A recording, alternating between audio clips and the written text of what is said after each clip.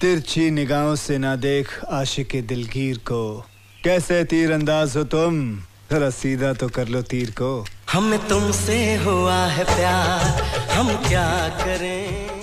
2004 का साल जस्ट खत्म हुआ ही था और 2005 के आने की तैयारियां हो रही थीं। उस समय मैं भी अपने कुछ दोस्तों के साथ में मिलकर एक छोटी सी पिकनिक पार्टी मना रहा था। अपने गांव के ही बाहर छोटे से तालाब के किनारे हम लोगों ने खाना पीना बनाया और 2005 का वेलकम किया। और पिकनिक मनाकर खेलते कूदते हम वापस आ ही रहे थे कि गांव के वीडियो सेंटर पर हमारी नजर गई और हमने देखा कि वहां पर एक नई फिल्म लगी हुई है, अब तुम्हारे हवाले वतन साथियों, और इसका एक पोस्टर भी चिपका हुआ है, जिस पोस्टर में अमिताभ बच्चन पगड़ी लगाए हुए नजर आ रहे थे, अक्षय कुमार भी बड़े बालों वाले लुक में थे और बॉबी देओल भी थे। और हम भी थोड़ी देर वहां पर रुककर दरवाजे और खिड़कियों की दरारों से वहां पर झांकने लगे। उस समय गांव में ऐसे वीडियो पार्लर बहुत ज्यादा पॉपुलर थे। अब चूंकि सिनेमा घर तो होते नहीं थे, तो गांव में ही एक अंधेरे कमरे में बड़ी सी टीवी पर फिल्में सीडी या डीवीडी पर चलाई जाती थीं। और फिल्म अब तुम्हारे हवाले वतन साथियों का पहला सीन, जहां पर अमिताभ बच्चन और बॉबी देओल एक बड़े से शिप के ऊपर होते हैं, फिल्म का ये वॉर सीन देखने में बहुत ही ग्रैंड लग रहा था। और इसको देखते टाइम पर हमें मजा आ ही रहा था कि तभी वीडियो सेंटर के अंदर से एक बंदा आया और उसने हम सारे बच्चों को यहाँ से भगा दिया।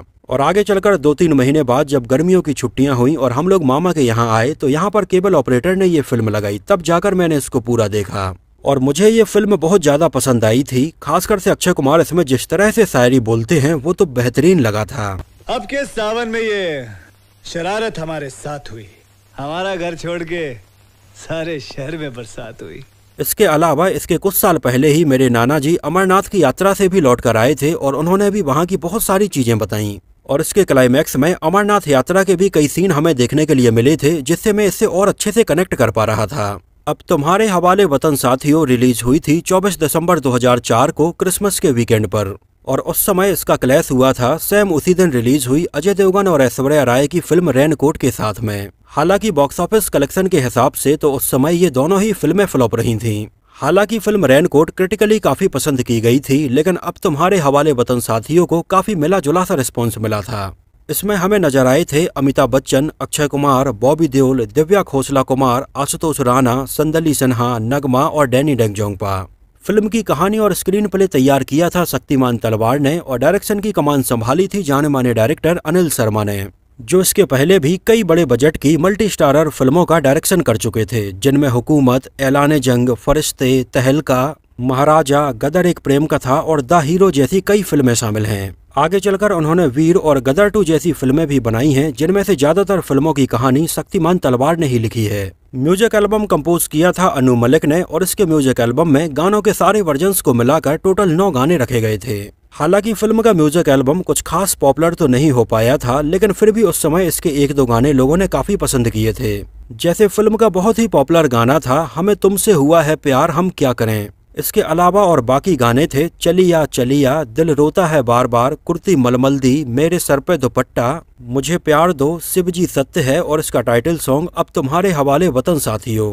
और यहाँ पर गौर करने वाली बात यह है कि इसका टाइटल सॉन्ग लगभग 20 मिनट की लंबाई का था, जो किसी बॉलीवुड फिल्म के लिए कंपोज किया गया सबसे लंबा गाना था। हालांकि फिल्म में ये गाना हमें पूरा का पूरा एक बार में सुनने के लिए नहीं मिलता है, ये पूरी फिल्म में 3 टुकड़ों में रखा गया था। फिल्म के स्टार्टिंग में, मिड में और बिल्कुल आखिरी में। गानों में आवाजें थीं सोनू निगम, अलका याग्निक, उदित नारायण, कैलाश खेर, अनुराधा पौडवाल, सुदेश भोंसले और जसपिंदर नरूला की। बात करें इसके बजट और बॉक्स ऑफिस कलेक्शन के बारे में, तो फिल्म का बजट रखा गया था लगभग 20 करोड़ रुपए और उस समय इंडिया में इसने कलेक्शन किया था लगभग 11.5 करोड़ रुपए और वर्ल्ड वाइड में लगभग 19 करोड़ 16 लाख रुपए का कलेक्शन हुआ। और बॉक्स ऑफिस कलेक्शन के हिसाब से ये 2004 की एक डिजास्टर फिल्म रही थी, जिसको लगभग 425 स्क्रीन्स पर रिलीज किया गया था और ये फिल्म सिनेमा घरों में देखने के लिए लगभग 42,76,000 लोग आए थे।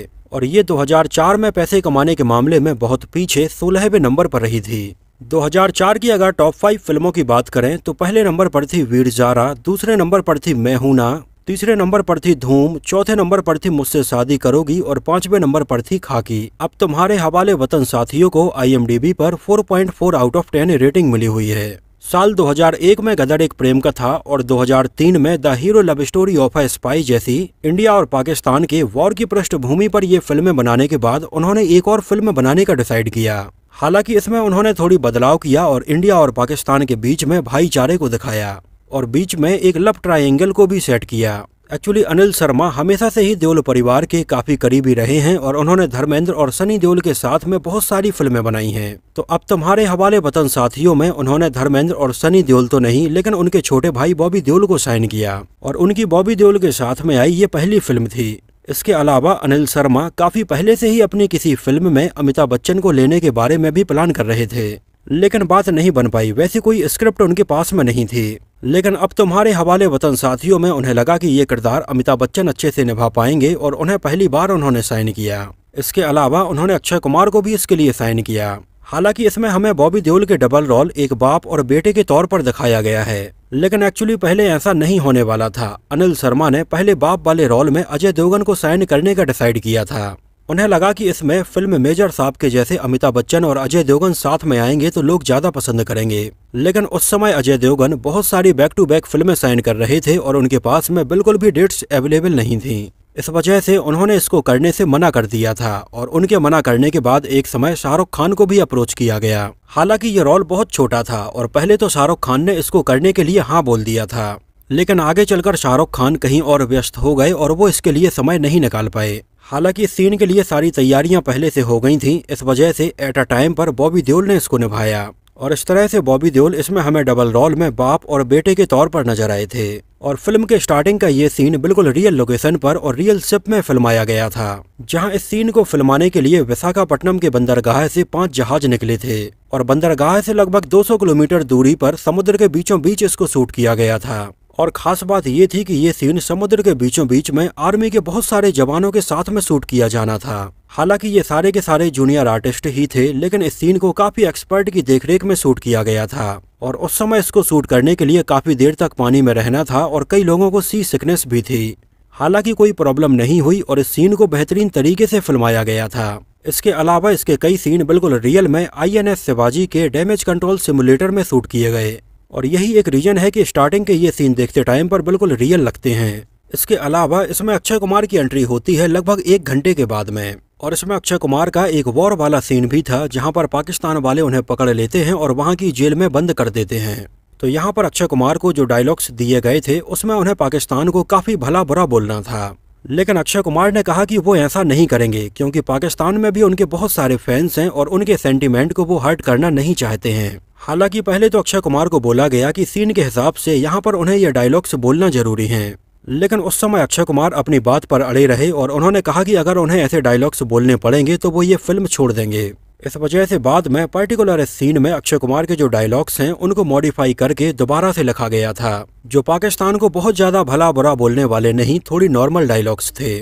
माँ के दूध में तो दम होता ही है, चाहे वो हिंदुस्तान की हो या पाकिस्तान की। इसके अलावा इसमें अक्षय कुमार के लिए लिखी गई शेर और शायरी वाकई में काबिले तारीफ थी और अक्षय कुमार ने इनको बेहतरीन तरीके से बोला था। इस वजह से भले ही इसमें अक्षय कुमार का रोल थोड़ी कम था, लेकिन वो अमिताभ बच्चन और बॉबी देओल से ज्यादा इम्पैक्टफुल लगे थे और जिस अंदाज में वो इसमें सिगरेट पीते हुए नजर आते हैं वो उस समय बिल्कुल एक अलग ही एटीट्यूड था। इसके अलावा जब मनाली में फिल्म का क्लाइमैक्स सीन यानी कि अमरनाथ यात्रा वाला सीन शूट हो रहा था, तब उस समय मनाली में अक्षय कुमार का एक फैन उनसे मिलने के लिए आया जो पैर से विकलांग था। वो अक्षय कुमार का बहुत बड़ा फैन था और काफी दूर से उनसे मिलने के लिए गया था। उसका नाम था पूरन चौहान। उसने अक्षय कुमार को बताया कि कैसे एक रोड एक्सीडेंट में 5 साल की उम्र में ही उसके पैर चले गए थे।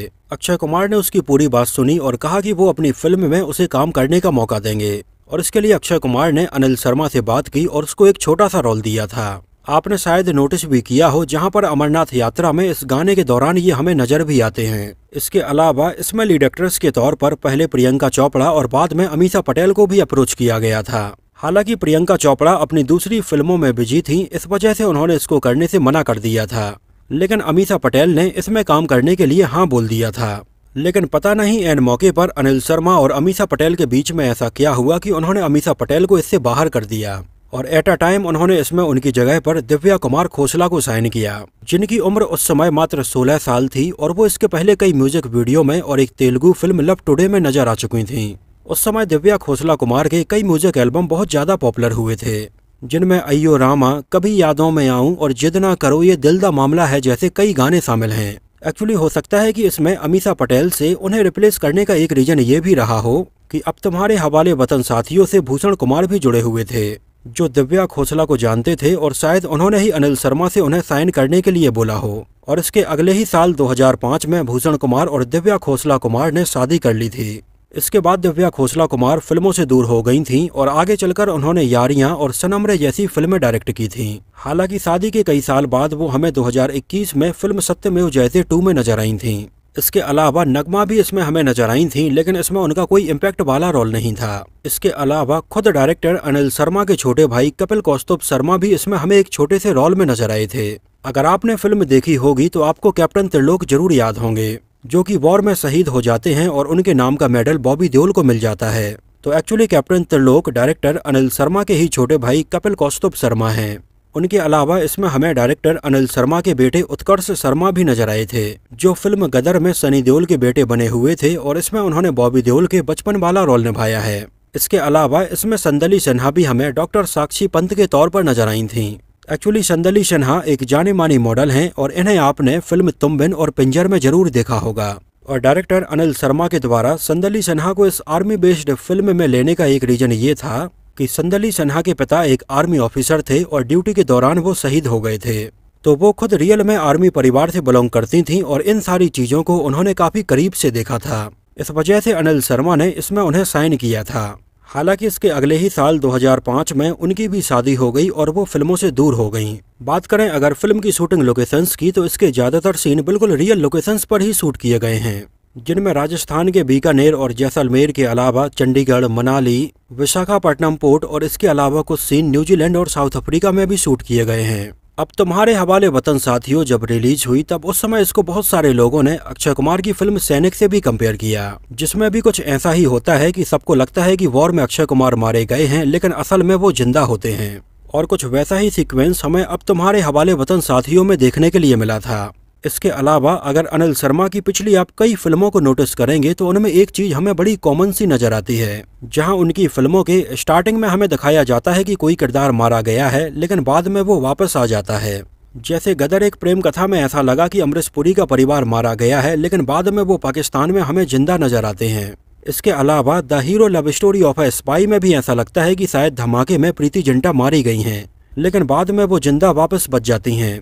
इसके बाद अब तुम्हारे हवाले वतन साथियों में भी हमें अक्षय कुमार के किरदार के साथ में कुछ ऐसा ही देखने के लिए मिला। इसके अलावा हाल ही में रिलीज हुई गदर 2 में भी हमें कुछ ऐसा ही देखने के लिए मिलता है कि सबको लगता है कि शायद सनी देओल या तो मारे गए हैं या पाकिस्तान वालों ने पकड़ लिया है, लेकिन बाद में वो वापस आ जाते हैं। तो लगभग एक जैसी ही ये बात अनिल शर्मा की हमें इतनी सारी फिल्मों में देखने के लिए मिली। इसके अलावा अमिताभ बच्चन की आशुतोष राणा के साथ में आई ये पहली फिल्म थी, बॉबी देओल की अमिताभ बच्चन के साथ में आई ये पहली फिल्म थी और अक्षय कुमार की डैनी के साथ में आई ये पहली फिल्म थी। इसके अलावा गोविंद नामदेव की भी अमिताभ बच्चन के साथ में आई ये पहली फिल्म थी।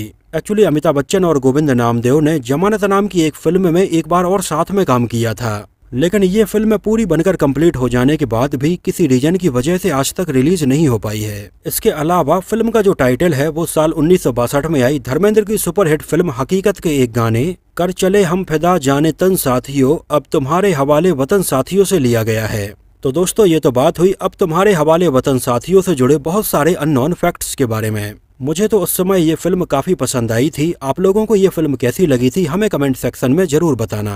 और अगर इसको आप में से किसी ने उस समय सिनेमा घर में देखा हो तो हमें सिनेमा घर का नाम और शहर का नाम भी जरूर मेंशन करना। तो इस वीडियो में इतना ही। अगर ये वीडियो आपको पसंद आया हो, मेरी मेहनत आपको पसंद आई हो, तो इसको प्लीज लाइक करके मुझे इस बात का जवाब जरूर दीजिए। तो मिलते हैं किसी नए वीडियो में कुछ और ऐसी ही इंटरेस्टिंग और रोचक बातों के साथ।